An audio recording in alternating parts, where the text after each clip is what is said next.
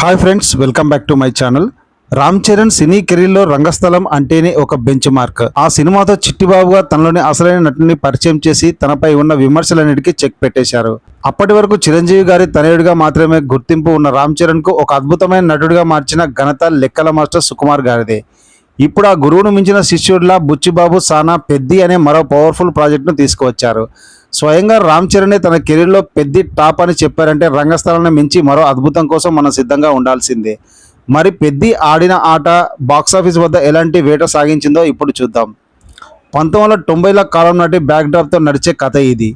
ఊరి పేరు కూడా తెలియని ఒక మారుమూల కొండ ప్రాంతం. అక్కడ జనం విజయనగరం వలస వెళ్ళి కూలీ పనులు చేసుకుంటూ బతుకుతుంటారు. నెలకు 4-5 రోజులు మాత్రమే ఊరికి వస్తుంటారు. కొండ ఎక్కి దిగి మండలంలోకి రావాలంటేనే సూర్యుడు ఉదయం నుంచి అస్తమించే వరకు సమయం పడుతుంది.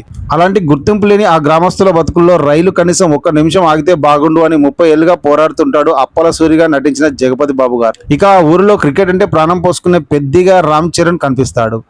ఆటలో పెద్దిది అందేవేసిన చెయ్యి.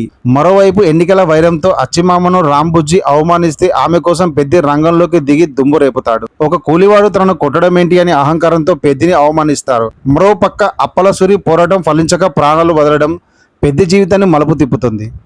ఆట తన గుర్తింపు అనుకునే పెద్ది ఆ తర్వాత ఏం చేశాడు? గౌర్నాయుడు వద్ద శిష్యరికం అతనిని ఎక్కడికి తీసుకెళ్ళింది? తన ఊరి కోసం ఆ రైలు ఆపడం కోసం పెద్ది ఎంత దూరం వెళ్ళాడు? చివరికి ఆట అతనికి ఏం ఇచ్చింది, ఏం కోల్పోయేలా చేసింది అనేది సినిమా కథ. స్పోర్ట్స్ డ్రామా అంటేనే కొన్నిసార్లు బోరు కొట్టే అవకాశం ఉంటుంది. కానీ బుచ్చిబాబు గారు ఇక్కడ ఒక గ్రామ సమస్యను క్రికెట్ అనే ఆటతో ముడిపెట్టి కథను నడిపించిన తీరు చాలా కొత్తగా ఉంది. క్రాస్ ఓవర్ అథ్లెట్ అనే కాన్సెప్ట్ ఈ సినిమాకి పెద్ద ప్లస్ పాయింట్.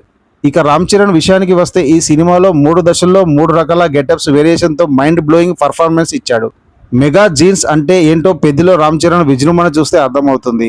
హీరో అంటే ఇలా ఉండాలి అని అందరూ చెప్పుకునేలా తన బాడీ లాంగ్వేజ్తో ఆ పొగరును పండించాడు. యాక్షన్ అయినా ఎమోషన్ అయినా రామ్ చరణ్ నటన మరోసారి అందరినీ ఆశ్చర్యపరుస్తుంది. చిట్టిబాబు తర్వాత ఖచ్చితంగా పెద్ది పాత్రే రామ్ చరణ్కి ఒక ల్యాండ్ మార్క్గా నిలుస్తుంది. మిగిలిన నటీనటుల విషయానికి వస్తే జాన్వీ కపూర్ పాత్ర తక్కువ సమయం ఉన్నా పర్వాలేదు అనిపిస్తుంది. దివ్యేందు శర్మ పాత్ర నుంచి ఆడియన్స్ భారీగా ఆశిస్తే మాత్రం కొంత నిరాశ కలగవచ్చు. కానీ జగపతి బాబు గారి పాత్ర ఈ సినిమాకి ఆత్మలో నిలుస్తుంది. శివరాజ్ కుమార్ గారు చాలా గంభీరంగా హుందాగా కనిపిస్తారు. అయితే బుచ్చిబాబు గారు కథను చెప్పడంలో ఎక్కడా కన్ఫ్యూజ్ చేయకుండా స్ట్రేట్ నేరేషన్తో సహజత్వానికి దగ్గరగా తీసుకెళ్ళి ఒక పాత్రను చూసి ప్రేక్షకుడితో జాలి కలిగించడం, ఆ పాత్రతో ప్రయాణించేలా చేయడం బుచ్చిబాబు మార్క్ అని చెప్పాలి. హీరోయిజాన్ని ఎలివేట్ చేయడంలో సుకుమార్ గారు ఎలాగైతే దిట్టో ఆయన శిష్యుడిగా ఆ లక్షణాలను బుచ్చిబాబు గారు పొడిసి పట్టుకున్నారు. తొడలు కొట్టడం, మీసాలు తిప్పడం వంటి అతిచేష్టలు లేకుండానే కథలోని ఎమోషన్తోనే హీరోని ప్రేక్షకులకు దగ్గర చేశాడు. అయితే అక్కడక్కడ పాత ఫార్మాట్లో ఫాలో అవ్వడం, ఫస్ట్ హాఫ్ కొంచెం ప్రిడిక్టబుల్గా అనిపించడం మైనస్ అయినప్పటికీ ఇంటర్వెల్ బ్లాక్లో కుస్తీ సీన్ మాత్రం థియేటర్లో విజిల్స్ వేస్తుంటారు. మొత్తానికి నిజాయితీగా రాసుకున్న కథను అంతే హానెస్ట్ అటెంప్ట్తో తెరకెక్కించి మాస్ ప్రేక్షకుల్ని మెప్పించడంలో బుచ్చిబాబు సక్సెస్ అయ్యారు. రామ్ చరణ్ ఫ్యాన్స్కి అయితే పెద్ది ఒక పండగ లాంటి సినిమే. మరిన్ని మూవీ రివ్యూస్ కోసం మన ఛానల్ను ఇప్పుడే సబ్స్క్రైబ్ చేసుకోండి. జై హింద్.